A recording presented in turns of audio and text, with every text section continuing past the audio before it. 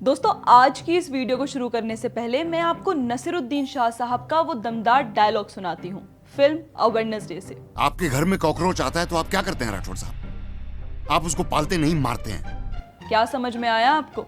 घर में जब तिलचट्टा यानी कॉकरोच घुसा है तो उसे पालते नहीं, मार देते हैं। साफ सुथरा घर रखने के लिए तुरंत एक्शन लेते हैं। और आज मैं और मेरे साथी इसी सोच को इस वीडियो में विस्तार से समझाएंगे।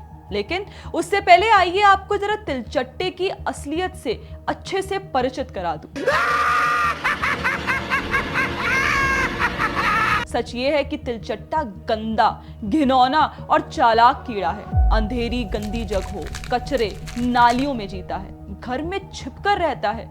जहां भी जाता है अपने साथ बीमारियां, बैक्टीरिया और बदबू का जाल बुनता हुआ जाता है। रसोई की प्लेट हो, बच्चों का स्कूल बैग हो या फ्रिज के कोने, ये हर जगह गंदगी फैलाने में माहिर है। कितना भी कीटनाशक छिड़क लो, कितनी भी सफाई कर लो, ये बार बार कहीं ना कहीं से निकल ही आता है। एक तिलचट्टा भी अगर जिंदा बच जाए तो कुछ ही दिनों में सैकड़ों तैयार हो जाते हैं। ये इतना तेज भागता है कि आंख झपकते ही गायब। सीधे सामने आने की हिम्मत नहीं, छुपने दबने की आदत है इसकी। भारत में तिलचट्टे का इतिहास देखिए बहुत पुराना नहीं है। यही लगभग 2000 साल पुराना है।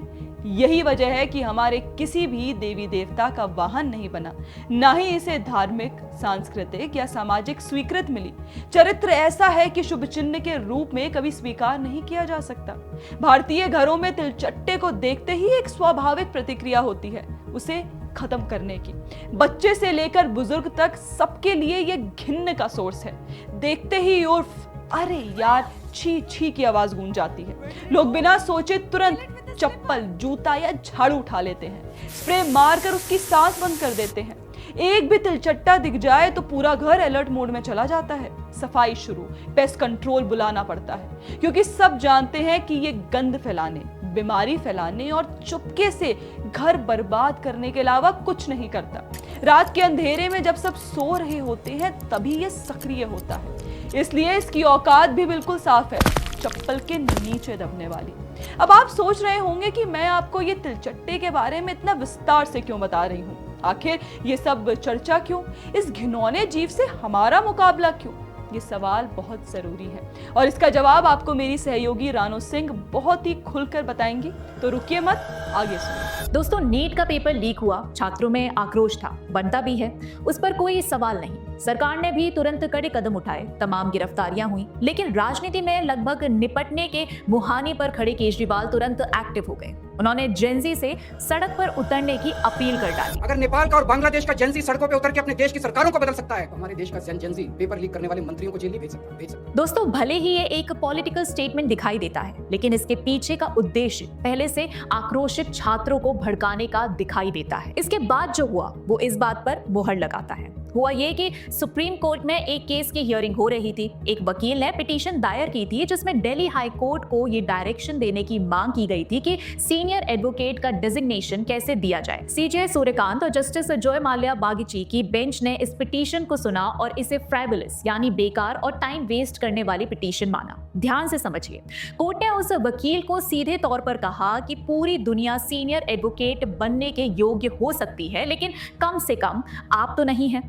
यानी कोर्ट पहले से ही इस पिटीशन से काफी नाराज था। इसी हियरिंग के दौरान सीजे सूर्यकांत ने याचिकाकर्ता को संबोधित करते हुए कहा कि समाज में पहले से ही ऐसे पैरासाइट्स हैं जो सिस्टम पर अटैक करते हैं और तुम उनसे हाथ मिलाना चाहते हो। कुछ यंगस्टर्स हैं जो कॉकरोचेस की तरह, जिन्हें कोई एम्प्लॉयमेंट नहीं मिलता, प्रोफेशन में कोई जगह नहीं है, तो कुछ मीडिया बन जाते हैं, कुछ सोशल मीडिया, कुछ आरटीआई एक्टिविस्ट और कुछ और एक्टिविस्ट, और वो सब पर अटैक करने लगते हैं। Youngsters like cockroaches, they don't get any employment, they don't have any place in profession. Some of them become media, some of them become social media, some of them become RTI activists, some of them become another activists, and they start attacking everyone. अब यहाँ एक बहुत जरूरी बात समझनी है। CGI का ये पूरा कमेंट याचिकाकर्ता को संबोधित करते हुए उन लोगों के खिलाफ था जो फेक और बोगस डिग्रीज लेकर बार जैसे प्रोफेशन में घुस आते हैं या फिर आए हैं और फिर मीडिया, सोशल मीडिया जैसी जगहों पर छुपकर सिस्टम को नुकसान पहुंचाते हैं। ये बात उन्होंने एक स्पेसिफिक कॉन्टेक्स्ट में एक स्पेसिफिक वकील को जवाब देते हुए कही थी। सीजीआई ने बाद में साफ भी किया कि मीडिया ने उनकी बात को गलत तरीके से पेश किया और ये कहना कंप्लीटली बेसलेस है कि उन्होंने देश के यूथ की आलोचना की। लेकिन जब तक ये क्लैरिफिकेशन आया तब तक जो लोग इस फिराक में बैठे थे उन्होंने अपना काम कर दिया। उन्होंने सीजेआई की उस बात को उसके असली कॉन्टेक्स्ट से हटाकर एक नया नैरेटिव खड़ा कर दिया कि देखो सीजेआई खुद जेंजी को कॉकरोच कह रहे हैं, और बस यहीं से एक प्लान्ड टूलकिट एक्टिवेट हो गई। एक सैटारिकल ऑनलाइन मूवमेंट कॉकरोच जनता पार्टी वायरल हुआ। रिपोर्ट्स के अकॉर्डिंग ये मूवमेंट अभिजीत दिप्के नाम के US based Indian post graduate ने स्टार्ट किया। ये कंट्रोवर्सी एक जुडिशियल रिमार्क के बाद एक्सप्लोड हुई, जहां अनएम्प्लॉयड यूथ को कॉकरोच और पैरासाइट कंपैरिजन से जोड़ा गया। रिपोर्ट्स में यह भी कहा गया कि मूवमेंट ने इंस्टाग्राम पर मैसिव ग्रोथ देखी, यूथ फ्रस्ट्रेशन को टैप किया और पॉलिटिकल सटायर के फॉर्म में एक नया ट्रेंड बन गया, सोशल मीडिया फर्स्ट पॉलिटिक्स। अब ये टूल किट कोई इमेजिनरी वर्ड नहीं है, ये एक प्लान्ड सिस्टम है जिसमें social media influencers, political agenda और मिसलीडिंग इंफॉर्मेशन मिलकर किसी कम्युनिटी को भड़काने का काम करती है। और इस पूरे केस में तो टाइमिंग देखिए, सीजेआई की बात कोर्ट में हुई और तुरंत ही इंस्टाग्राम पर डजन्स ऑफ इन्फ्लुएंसर्स ने जेंजी को टारगेट करते हुए भड़काऊ रील्स बनानी शुरू कर दी। ये तुरंत वाली टाइमिंग ही सबसे बड़ा प्रूफ है कि ये प्लान्ड था। इन अकाउंट्स के फॉलोअर्स को ध्यान से देखो तो एक चौंकाने वाली बात सामने आती है। ये फॉलोअर्स इंडिया के नहीं बल्कि विदेशी नजर आते हैं। ये क्लियरली इंडिकेट करता है कि ये कोई ऑर्गेनिक मूवमेंट नहीं बल्कि एक इंपोर्टेड नैरेटिव है। इसी भ्रामक माहौल में अचानक कॉकरोच जनता पार्टी नाम से सोशल मीडिया पर कुछ हैंडल बन गए। नाम भले ही फनी लगे लेकिन ये आक्रमण नहीं है, ये पश्चिम में पॉलिटिकल सिंबल्स के जरिए मूवमेंट खड़ा करने की एक जानी मानी टेक्निक है। ऐसे सिंबल्स को इस्तेमाल करके किसी कम्युनिटी को उकसाना ये पूरी तरह से एक वेस्टर्न पॉलिटिकल मेथड है जो इंडिया के पॉलिटिक्स से मैच नहीं करता। अब सवाल ये उठता है कि ये सब इतने प्लान तरीके से क्यों हुआ। इसे समझने के लिए थोड़ा पीछे जाना होगा। 2014 के बाद कांग्रेस पार्टी और इंडी गठबंधन के दल ज्यादातर चुनाव हार रहे हैं, चाहे वे लोकसभा के चुनाव हो या फिर विधानसभा के। ऐसे में इन्होंने पहले इलेक्शंस पर सवाल उठाए, इलेक्शन कमीशन को निशाना बनाया, वोट चोरी का नैरेटिव चलाया, लेकिन वो स्ट्रेटेजी काम नहीं आई। तेलंगाना में कांग्रेस जीती, कर्नाटका में जीती, केरला में जीती, यानी जब रिजल्ट्स विपक्ष के फेवर में आए तो कोई रिगिंग नहीं दिखी। इससे साफ हो गया कि इलेक्शंस को संदिग्ध बनाने की कोशिश बेकार थी। इस बीच इन्होंने बांग्लादेश और नेपाल में जो हुआ वो भी देखा। इसने रिजीम चेंजर्स को ये मैसेज दिया कि भारत में भी ऐसा किया जा सकता है। याद रखिए, कांग्रेस पार्टी के नेताओं पर, अरविंद केजरीवाल पर अमेरिका के डीप स्टेट के साथ कनेक्शन होने के आरोप लगते रहे हैं। खैर, इसके बाद जैसे ही सीजेआई का बयान सामने आया तो उसे तुरंत हथियार बना लिया गया। तो ये था पूरा घटनाक्रम। एक कोर्ट हियरिंग, एक स्पेसिफिक कॉन्टेक्स्ट में की गई बात, उसे तोड़ मरोड़ कर पेश करना, टूलकिट की एक्टिवेशन और एक नई पार्टी का उदय। ये सब इतनी तेजी से हुआ कि ये साफ है कि ये सब पहले से तैयार था, बस एक एक्सक्यूज का इंतजार था। दोस्तों, एक इंटरेस्टिंग ट्विस्ट, सोशल मीडिया पर सिर्फ सीजेपी सपोर्टर्स ही नहीं है बल्कि जेंजी का एक बड़ा हिस्सा ऐसा भी है जो इस पूरे कथित मूवमेंट को ओपनली रिजेक्ट कर रहा है। कई यूजर्स अमेजिंग कंटेंट बना रहे हैं, हार्ड हिटिंग मीम्स और रील्स बनाकर सीजेपी नैरेटिव का मजाक उड़ा रहे हैं। कहीं लोग इस पूरे ट्रेंड को एक्सपोज करते हुए कह रहे हैं कि सरफेस थोड़ा स्क्रैच करो तो पीछे पॉलिटिकल रियलिटी साफ दिखने लगती है, क्योंकि सीजेपी को बनाने वाला कोई आम यूथ मूवमेंट नहीं बल्कि आम आदमी पार्टी का फॉर्मर सोशल मीडिया वर्कर है। यानी जेंजी पूरी तरह नेव नहीं है। इस देश के लिए जेन्युइनली अच्छा सोचने वाला युवा इस गेम को पहचान भी रहा है। एक तरफ वो लोग हैं जो बिना सोचे समझे वायरल ट्रेंड के साथ बह गए, और दूसरी तरफ वो जेंजी हैं जो मीम्स और रील्स के जरिए बता रही है कि ये कोई ऑर्गेनिक फ्रस्ट्रेशन नहीं बल्कि एक स्क्रिप्टेड प्रोटेस्ट है। दोस्तों, यही है देश का जेंजी। लेकिन अब सवाल ये है कि कॉकरोच जैसे सिंबल को किस आइडियोलॉजी से लिया गया है, इसकी रूट्स कहाँ हैं? इसी का जवाब देने अब आपके सामने हमारे कलीग चमन मिश्रा आएंगे और बताएंगे कि किस तरह के मेटामॉर्फोसिस की तैयारी इस पूरे गेम के पीछे है। दोस्तों, आपने देखा कि कैसे सीजेआई की एक टिप्पणी के आधार पर देश में अराजकता फैलाने का प्रयास किया जा रहा है। लेकिन क्या आप जानते हैं कि कॉकरोच को लेकर ये जो पूरा माहौल बनाया जा रहा है उसका आधार ये लोग कहां से बना रहे हैं? दी मेटामॉर्फोसिस से। जी हाँ, फ्रांस काफ्का की एक किताब मेटामॉर्फोसिस की कहानी का पूरा प्लॉट एक कॉकरोच के ऊपर है और उसमें कॉकरोच को एक तरह से विक्टिम दिखाया गया है। दरअसल काफ्का ने अपनी किताब में लिखा है कि कैसे एक लड़का जब नौकरी करता है तब उसके घर वाले उसे बहुत सम्मान की नज़रों से देखते हैं, उसका सम्मान करते हैं, उसकी घर में बहुत वैल्यू होती है, उसके माता पिता और उसकी बहन उसकी बातें सुनते हैं। लेकिन जब वो एक कॉकरोच में बदल जाता है, इसका अर्थ है कि जब वो नौकरी छोड़कर घर में पड़ा रहता है तब उसकी कोई वैल्यू नहीं रहती, उसे कोई नहीं पूछता। लड़के के नौकरी छोड़ने को काफ्का ने एक तरह से कॉकरोच में बदल जाने से दिखाया है कि जैसे ही ऐसा होता है उसकी वैल्यू खत्म हो जाती है। दोस्तों ध्यान से समझिए, ये कुछ भी नया नहीं है, यही कार्ल मार्क्स कहते थे, मार्क्सवाद कहता है। कम्युनिस्ट और वामपंथी भी लगभग इसी बात को कहते हैं। यही बात काफ्का ने अपनी किताब में दिखाने का प्रयास किया है और उसी विचारधारा को आज ये कथित कॉकरोच जनता पार्टी के नाम पर दोबारा से लेकर आए हैं, जिसे कॉकरोच विचारधारा या फिर कॉकरोच माइंडसेट कहना बेटर होगा। इस विचारधारा के पीछे का पूरा आधार यही रहता है कि मैं विक्टिम हूं, मेरे ऊपर अत्याचार किए जा रहे हैं, मुझे सताया जा रहा है, सब कुछ खत्म है, सब बर्बाद है, सब खराब है, सिस्टम बर्बाद है, सिस्टम कभी नहीं सुधरेगा, कभी नहीं बदलेगा, सिस्टम ही दोषी है और इसे बदलने के लिए क्रांति करनी होगी, आग लगानी होगी, हिंसा करनी होगी। मतलब यह है कि पैकिंग नई है लेकिन विचारधारा पुरानी है। मजे की बात यह है कि इसमें जो खुद को विक्टिम दिखाता है वो कुछ करना नहीं चाहता। मतलब हम कुछ नहीं करेंगे, हम पड़े रहेंगे, हम बेड से नहीं उठेंगे, हम कॉकरोच जैसे गंदगी फैलाएंगे, हम बीमारियां फैलाएंगे, हम जहां भी रहेंगे उस जगह को ही बर्बाद करेंगे। जैसे मेटामॉर्फोसिस में वो लड़का तिलचट्टे में बदलकर अपने कमरे और अपने घर को गंदा करता है, लेकिन फिर भी वो चाहते हैं कि उन्हें दूसरे जैसा सम्मान मिले, दूसरों जैसी वैल्यू मिले, उनकी बात सुनी जाए। जैसा कॉकरोच में बदलकर मेटामॉर्फोसिस का पात्र चाहता है कि उसकी बहन की शादी में उसकी चलनी चाहिए। मतलब ये चाहते हैं कि सत्ता में भागीदारी मिले, सब कुछ उनके अनुसार हो। जैसा कि मेटामॉर्फोसिस में वो लड़का कॉकरोच में बदलने के बाद भी, मतलब जॉब छोड़ने के बाद भी चाहता है, पहले जैसा सब कुछ चाहता है। लेकिन क्या ऐसा संभव है? नहीं।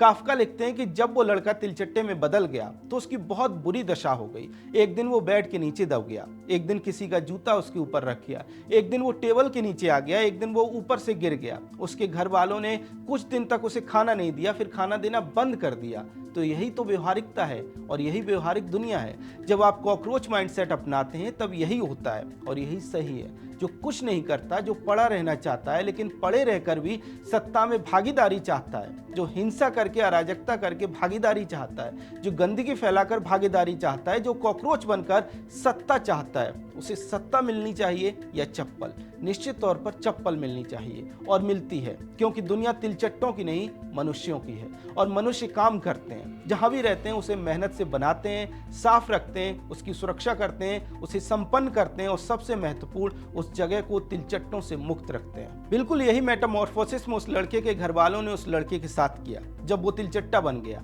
और यही सही है, क्योंकि तिलचट्टों को अगर हम पनपने देंगे तो एक दिन वे हमें ही खा जाएंगे। तो मित्रों, मेटामॉर्फोसिस किताब में जैसे कॉकरोच के प्रति काफ्का ने सहानुभूति दिखाई है, ये कॉकरोच जनता वाले भी उसी तरह से सहानुभूति चाहते हैं। लेकिन क्या वे इसके लायक हैं? इसका फैसला हम आप पर छोड़ते हैं, इस जानकारी के साथ कि इन कॉकरोचों के पीछे असली कॉकरोच कोई और है। इनके मुखौटों के पीछे कौन है, आपको बता रही है हमारी सहयोगी प्रतिभा। अभी तक हम ये जान चुके हैं कि ये जो कॉकरोच बाहर निकलकर कूद रहे हैं उसका आधार काफ्का का मेटामॉर्फोसिस है, पर इन कॉकरोचों का पैटर्न बहुत जाना पहचाना है। और ये पैटर्न क्या है? एक सटायरिकल मैस्कॉट खड़ा करना, एक शार्प एंटी मोदी गवर्नमेंट नाम रखना और यूथ को मीम फॉर्मेट में पैक करके सर्व कर देना। ठीक ऐसे ही जैसे एक सटायरिकल ऑनलाइन मूवमेंट कॉकरोच जनता पार्टी वायरल हुआ। रिपोर्ट्स के अकॉर्डिंग ये मूवमेंट अभिजीत दिप्के नाम के US based Indian post graduate ने स्टार्ट किया। ये कंट्रोवर्सी एक जुडिशियल रिमार्क के बाद एक्सप्लोर हुई, जहां अनएम्प्लॉयड यूथ को कॉकरोच और पैरासाइट कंपैरिजन से जोड़ा गया। रिपोर्ट्स में यह भी कहा गया कि मूवमेंट ने इंस्टाग्राम पर मैसिव ग्रोथ देखी, यूथ फ्रस्ट्रेशन को टैप किया गया और पॉलिटिकल सटायर के फॉर्म में ट्रेंड बन गया। सोशल मीडिया फर्स्ट पॉलिटिक्स, जाहिर है इमोशनल हाई होता है और अकाउंटेबिलिटी जीरो के बराबर। सवाल बहुत सारे होते हैं पर जवाब एक भी नहीं होता, क्योंकि जवाब तो पॉलिसी मेकिंग, पॉलिसी इंप्लीमेंटेशन और उसमें कंटिन्यूस इंप्रूवमेंट से मिलते हैं। जवाब तब मिलते हैं जब अच्छी गवर्नेंस को भी रोज इंप्रूवमेंट किया जाए, जैसे 12 सालों में हुआ। और इंप्रूवमेंट तब आता है जब सरकार में लीडर सिंसियर हो, उन्हें युवा में बेरोजगारी दिखता है तो जॉब क्रिएशन के लिए दिन रात एक कर देते हो। लोगों को, युवाओं को, महिलाओं को, वेलफेयर को अपने से ऊपर रखते हों, जैसे पिछले 12 सालों में हुआ है। सीनियर कॉकरोचेस के पैटर्न इंडिया देख चुका है। पहले भी एंटी करप्शन के नाम पर गुस्सा बिल्ड किया गया, कॉकरोचेस बडीज ने टीम अप किया, मीडिया फ्रेंडली स्लोगन्स लाए गए, पर्सनल प्रोफाइल्स चमकाए गए, जनता को झूठे वादे देकर पावर हाथ में ली गई, मिडिल क्लास दिखने के लिए मफलर सैंडल पहने गए, लेकिन चुपचाप आलिशान शीश महल बनाया गया। लेकिन एंड में क्या हुआ? Personality cult. हाय हमें काम नहीं करने दे रहे, हाय वो हमें काम नहीं करने दे रहा। जनता ने भी कहा ये तो कॉकरोच निकला, फिर उसी को लाते हैं जो सेंटर में कॉकरोचेस पर पेस्ट कंट्रोल कर रहा है। इस पर्सनैलिटी कल्ट को आप मेरी बात खत्म होते होते पहचान ही जाएंगे। पर पहले एक बड़ा सवाल कि इन कॉकरोचों के पीछे है कौन? हर जगह एक ही चेहरा दिखता है, अभिजीत दीपके। लेकिन रुकिए, कुछ ही दिनों में पूरा सोशल मीडिया सेटअप, हजारों लाखों फॉलोअर्स, तैयार मैनिफेस्टो, पूरा इकोसिस्टम एक साथ एक्टिवेट। क्या ये सब एक अकेले लड़के ने किया? सोचिए, ये कोई अचानक जागा हुआ जेंजी नहीं है जिसे रातों रात सरकार बुरी लगने लगी, या कोई अकेला युवा नहीं है जिसने ठान लिया कि देश बदलना है। ये एक पहुंचा हुआ खिलाड़ी है, पॉलिटिकली वेल कनेक्टेड है, ट्रेंड है और carefully inserted into the cockroach ecosystem. और इसका सबूत कहीं और नहीं, खुद अभिजीत दीपके के पुराने ट्वीट्स में है। फोटोज में वो मनीष सिसोदिया को गले लगाते दिख रहा है, आप पार्टी के खास विजय नायर की गिरफ्तारी के खिलाफ आवाज उठाता है, दिल्ली दंगों के मास्टरमाइंड उमर खालिद को सपोर्ट करता है, कास्ट बेस्ड रिजर्वेशन को उसी भाषा में सपोर्ट करता है जो आपकी पॉलिटिकल लाइन है। ये कोइंसिडेंस नहीं है, ये एक स्क्रिप्टेड पॉलिटिकल पोजीशनिंग है। अब बात करते हैं उस नाम की जो इस पूरी कहानी का असली कनेक्टिंग लिंक है अभिजीत दीपके और आप पार्टी के बीच। विजय नायर। विजय नायर आपका कम्युनिकेशन इंचार्ज, जिसे पुलिस ने अरेस्ट किया था। विजय नायर सिर्फ आपका कम्युनिकेशन हेड नहीं था, वह अभिजीत दीपके का मेंटोर था, ध्रुव राठी का बॉस था, अर्पित शर्मा का भी। तो जो शख्स आपका कम्युनिकेशन हेड था वही इन सभी क्रिएटर्स को चला रहा था। फिर ये इंडिपेंडेंट जेंजी मूवमेंट कैसे हुई? और देखिए, कॉकरोच जनता पार्टी बनते ही क्या हुआ? अर्पित शर्मा, रवीश कुमार, प्रशांत भूषण, ध्रुव राठी सब एक साथ सपोर्ट में आ गए, एक के बाद एक, जैसे सिग्नल मिला हो। ये अचानक नहीं हुआ, ये सिस्टम है, लोग वही है, सिर्फ फेस बदला है। अभिजीत दीपके को सामने रखा गया है। अब सबसे जरूरी सवाल, ये पूरा इकोसिस्टम चलता कहाँ से है? इसके लिए हमें थोड़ा पीछे जाना होगा। साल 2000 केजरीवाल और सिसोदिया ने एनजीओ परिवर्तन बनाया ट्रांसपेरेंसी इंटरनेशनल की मदद से। लेकिन ट्रांसपेरेंसी इंटरनेशनल को फंड कौन करता है? फोर्ड फाउंडेशन और सोरोस। साल 2002 में फोर्ड फाउंडेशन ने सीधे केजरीवाल के एनजीओ को फंड करना शुरू किया। ध्यान दीजिए, उस वक्त केजरीवाल अभी भी सरकारी नौकर थे, एक गवर्नमेंट एम्प्लॉय का एनजीओ विदेशी पैसे से चल रहा था। साल 2004 में केजरीवाल अशोका फेलो बने। अशोका फेलोशिप को फंड कौन करता है? Ford foundation. साल 2005 में परिवर्तन की जगह नया एनजीओ बना कबीर, और यह भी फोर्ड फाउंडेशन से ही फंडेड था डे 1 से। साल 2006 में केजरीवाल को रमन मैग्सेसे से अवार्ड मिला। इस अवार्ड की इमर्जेंट लीडरशिप कैटेगरी को फंड कौन करता है? एक बार फिर फोर्ड फाउंडेशन। एक ही संस्था हर मोड़ पर बार बार, और फोर्ड फाउंडेशन कोई साधारण चैरिटी नहीं है। डीक्लासिफाइड CIA डॉक्यूमेंट से साबित करते हैं कि फोर्ड फाउंडेशन ने CIA के साथ मिलकर पॉलिटिकल और साइकोलॉजिकल वॉरफेयर को फंड किया है। यानी ये पैसा एनजीओ चलाने के लिए नहीं था, ये भारत की राजनीति और यहाँ की युवाओं की आइडियोलॉजी बदलने के लिए था। और यही विजय नायर वाला कनेक्शन फिर काम आता है। विजय नायर ने एमनेस्टी इंडिया के साथ मिलकर रोहिंग्यास के लिए इवेंट्स ऑर्गेनाइज किए। एमनेस्टी इंटरनेशनल जो आज इंडिया में बैन हो चुकी है, जिसे फोर्ड फाउंडेशन ने 2006 से 2022 के बीच $15 मिलियन से ज्यादा दिए हैं। और यही विजय नायर यूएस कॉन्सुलेट मुंबई के साथ भी क्लोजली जुड़ा था। वही कॉन्सुलेट जिसके ऑफिशियल्स अरब स्प्रिंग के रिजीम चेंज में इन्वॉल्व थे, जहां पूरे देशों की सरकारें पलटी गईं। यह पैटर्न पहचानी हुई प्लेबुक है। तो अब तस्वीर खींचिए। CIA, फोर्ड फाउंडेशन, सोरोस, परिवर्तन, Kabir NGOs, Kejriwal, Sisodia, Vijay Nair, Abhijit Dipke, cockroach Janata party. Cockroaches have found their own पू। तो जो अभी दिख रहा है उसके पीछे कौन है? उसके पीछे है आप, कांग्रेस, वामपंथी इकोसिस्टम। अभिजीत दीपके सिर्फ एक नया चेहरा है, लॉबी वही पुरानी है। इन्हीं की लॉबी ने पिछले 75 सालों में इस देश में वो कॉकरोचेस फैलाए हैं जिसकी बात आगे यश आपको बताएंगे। दोस्तों, आपने देखा कि कॉकरोच जनता पार्टी के पीछे असल में कौन लोग हैं। आप सभी जानते हैं कि पिछले कई दशकों से कैसे यही लोग तिलचट्टा बनकर हमारे देश को खोखला कर रहे थे। इंडिया के कॉन्टेक्स्ट में असली कॉकरोच क्या है? ऑर्डिनरी यूथ नहीं, स्टूडेंट नहीं, जॉब एस्पायरिंग नहीं, मिडिल क्लास फैमिली नहीं, फार्मर का बेटा? बिल्कुल नहीं। कॉकरोच इस सब से बिल्कुल अलग है। वो धीरे धीरे अंधेरे में दीवारों के पीछे छिपकर, कोनों के नीचे बसकर पूरा सिस्टम को अंदर से पलीत करता है और जब तक लोगों को उसकी मौजूदगी समझ आती है तब तक बहुत देर हो चुकी होती है। और अगर भारत के पिछले 50-55 साल के इतिहास को देखें तो देश के अंदर भी ऐसा ही एक कॉकरोच इकोसिस्टम पनप चुका था। ये सिर्फ एक पार्टी, एक नेता या एक विचारधारा की बात नहीं थी। ये एक पूरा इकोसिस्टम था जो देश को अंदर से खा रहा था और खा ही नहीं रहा था, it was popping while it was eroding the system. You can imagine the mess. अब सवाल आता है, ये कॉकरोच कौन थे?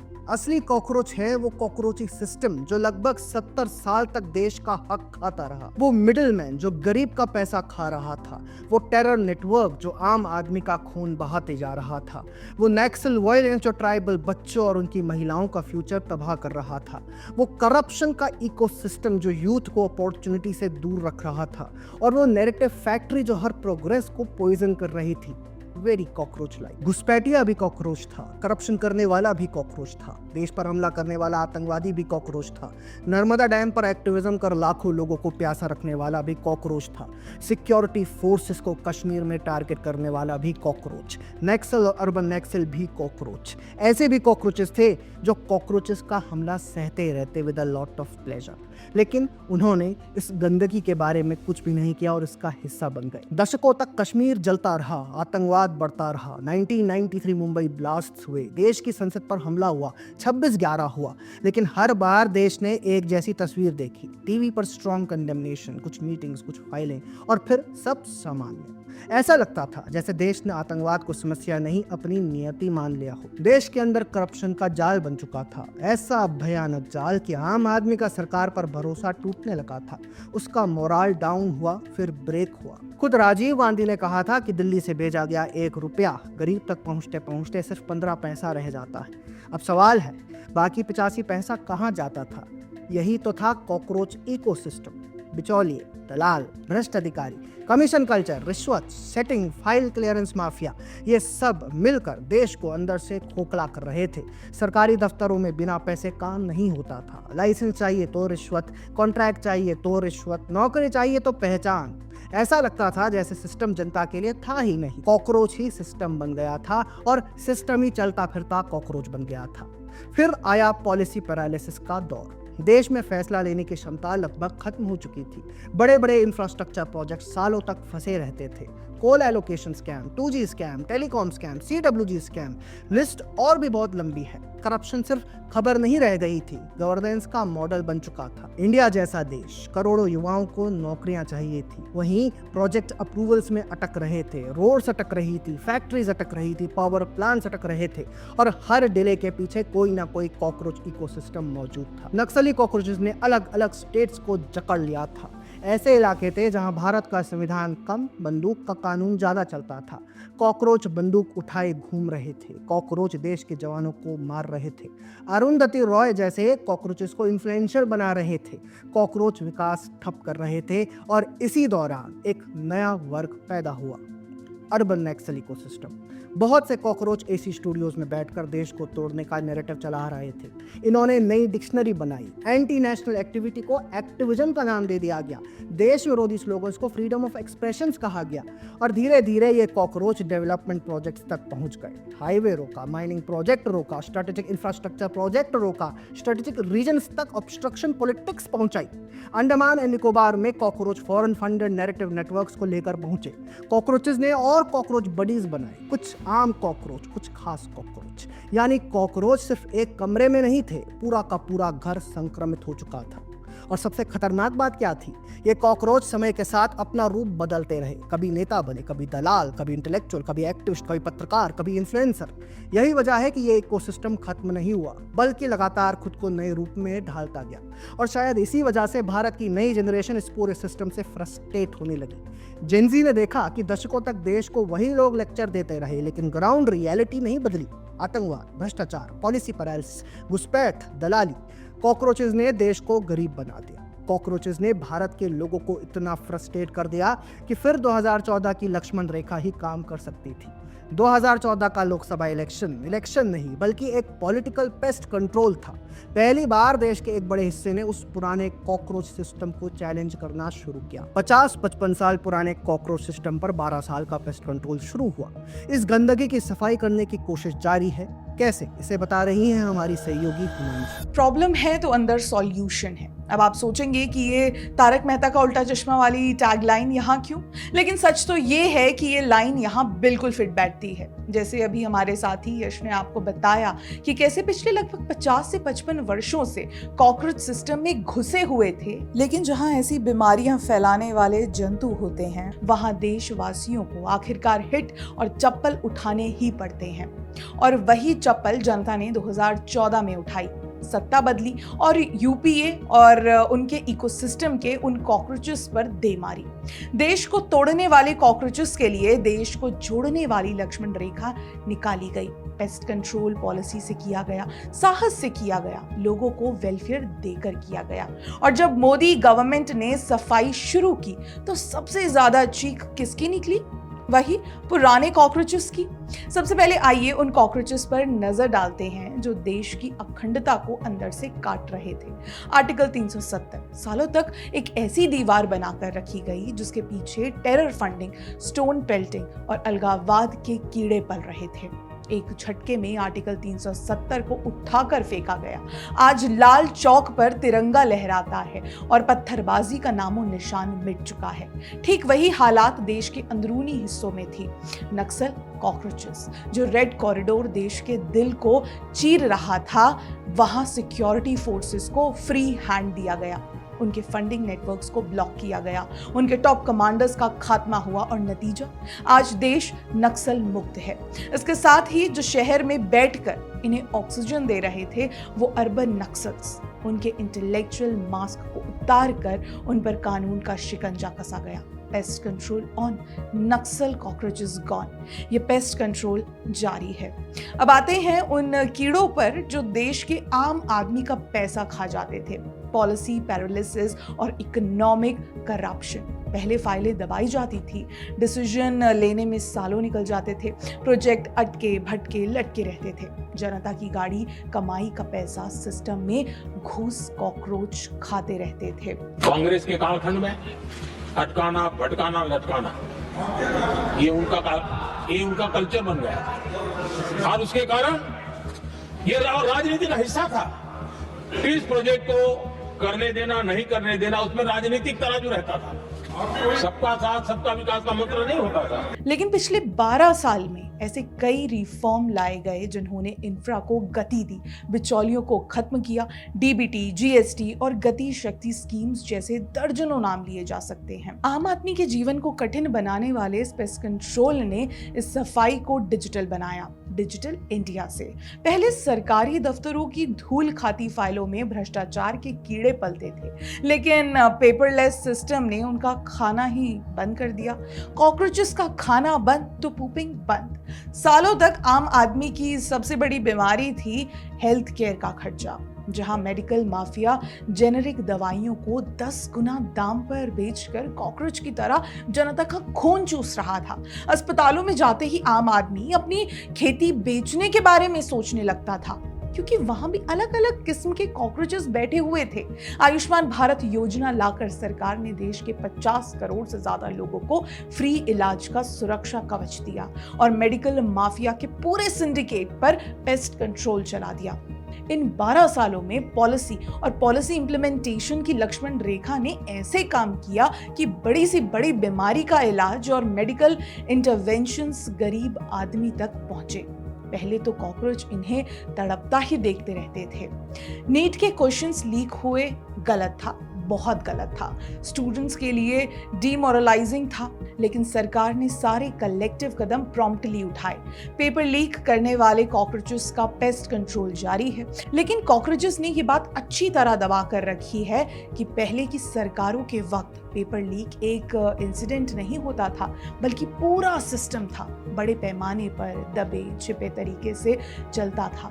तब सिस्टम पूरी तरह से इस मेडिकल माफिया की गिरफ्त में था। सिस्टम ही कॉकरोचेस का था और कॉकरोच ही सिस्टम थे। रसूखदारों के बच्चे पहले ही बैकडोर से सीटें फिक्स कर लेते थे और आम छात्र सिर्फ देखता रह जाता था।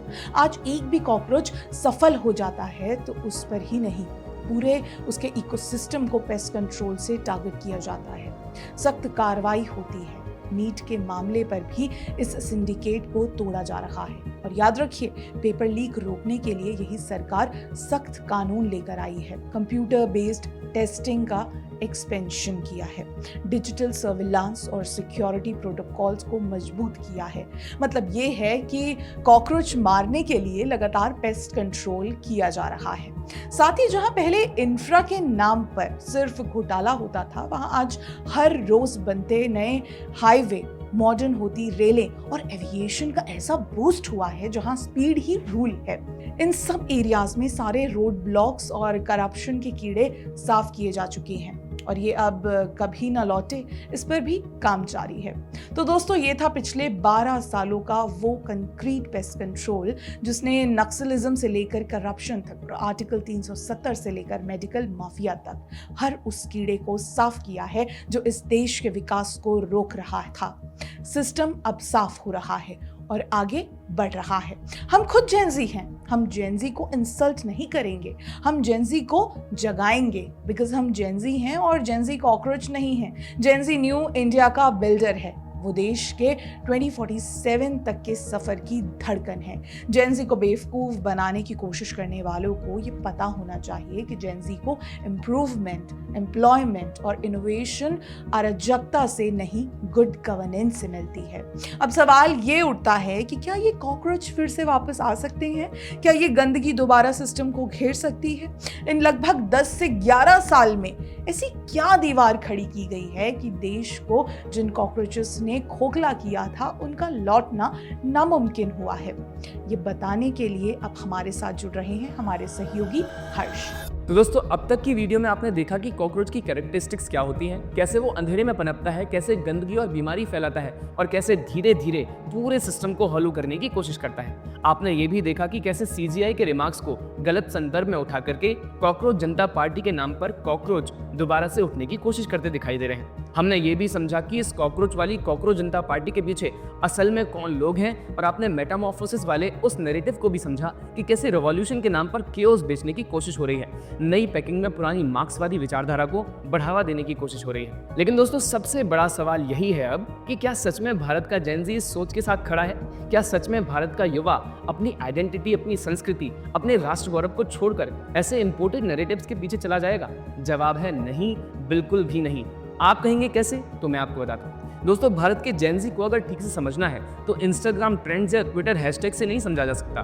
भारत का जेनजी समझना है तो ऑपरेशन सिंदूर पर उनके रिएक्शंस देखिए, सर्जिकल स्ट्राइक्स के वक्त उनकी आवाज देखिए, जब थिएटर में तिरंगा आता है और पूरा हॉल खड़ा हो जाता है वो देखिए, और देखिए उस जेनजी को जिसने प्रधानमंत्री नरेंद्र मोदी के लिए जो क्रेज दिखाया है वो किसी पॉलिटिकल रैली में नहीं, बल्कि मीम्स में, फैन एडिट्स में, यूट्यूब कमेंट्स में और कॉलेज कैंटीन्स की बातचीत में दिखता है। उनके लिए पीएम मोदी सिर्फ एक नेता नहीं है, एक एस्पिरेशनल फिगर है जो खुद इसी मिट्टी से निकल कर आए हैं जहां से ये जनरेशन आती है। और इसका सबूत किसी सर्वे में नहीं है, इसका सबूत उन्हीं की एक्शंस में है। आज पूरे देश में कॉलेज कैंपसेस पर भजन क्लब्स बन रहे हैं जिसे ये लोग रिवॉल्टिंग और वोग बताते हैं। वही युवा जो दिन भर रील्स बनाते हैं, वही शाम को हनुमान चालीसा गाते हैं और उसे गर्व के साथ पोस्ट भी करते हैं। यही इस जनरेशन की असली आइडेंटिटी है और यही चीज उन लोगों को पूरी थ्योरी को ध्वस्त कर देती है। आज की जनरेशन अपने देश को लेकर इमोशनल भी है और कॉन्शियस भी है। ये जनरेशन अपने धर्म को ओपनली सेलिब्रेट करती है, अपनी सिविलाइजेशन, अपने फेस्टिवल्स, अपने टेम्पल्स, अपने ट्रेडिशंस पर गर्व करती है। ये जनरेशन मीम्स भी बनाती है, रील्स भी बनाती है, लेकिन जब देश की बात आती है तो वही जनरेशन सबसे पहले खड़ी होती है। और यही चीज़ कुछ लोगों को समझ नहीं आती।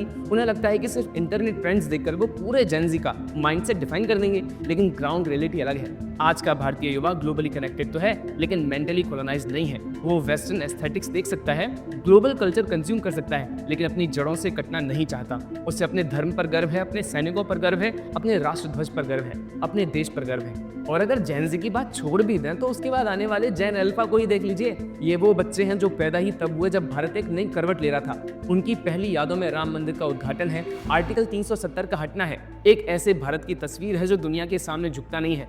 इस जनरेशन का नेशनलिज्म परफॉर्मेंस नहीं है, ये उनकी डिफॉल्ट सेटिंग है। और जो लोग सोच रहे हैं कि अगली जनरेशन उनके साथ आएगी, उन्हें ये समझना होगा कि जो बीज अभी बोए जा रहे हैं वो उनके ही खिलाफ उगेंगे। इसलिए मान लेना कि भारत का जेनजी किसी कॉकरोच आइडियोलॉजी के पीछे लामबंद हो जाएगा, ये प्रैक्टिकल भी नहीं है और विजिबल रियलिटी से भी कंप्लीटली अपोजिट है। अगर ऐसा होता तो सोशल मीडिया पर इतने बड़े स्तर पर इसका बैकलैश दिखाई नहीं देता, तो लोग लगातार मीम्स, रील्स और पोस्ट के जरिए इस नैरेटिव को चैलेंज नहीं कर रहे होते। क्योंकि आखिरकार भारत का नया जनरेशन कंफ्यूज नहीं है, वो अवेयर है, वो पॉलिटिकली कॉन्शियस है और सबसे इंपॉर्टेंट वो नेशनलिस्ट है। तो दोस्तों, इस पूरी डॉक्यूमेंट्री के अंत में हम एक बात साफ साफ कह सकते हैं कि हम जेन जी हैं, लेकिन कॉकरोच नहीं हैं। हम नेशनलिस्ट जेन जी हैं। हम अपनी संस्कृति के साथ खड़े हैं, अपने धर्म के साथ खड़े हैं, अपने राष्ट्र के साथ खड़े हैं। आप सभी इस वीडियो के कमेंट्स में लिखिए कि हम कॉकरोच नहीं हैं। अगर आपको ये डॉक्यूमेंट्री पसंद आई हो, अगर आपको लगता है कि ऐसे नैरेटिव्स का जवाब फैक्ट्स और क्लैरिटी से दिया जाना चाहिए, तो इस वीडियो को ज़्यादा से ज़्यादा शेयर कीजिए और हमारे चैनल को सब्सक्राइब जरूर कर लीजिए। नमस्कार, धन्यवाद।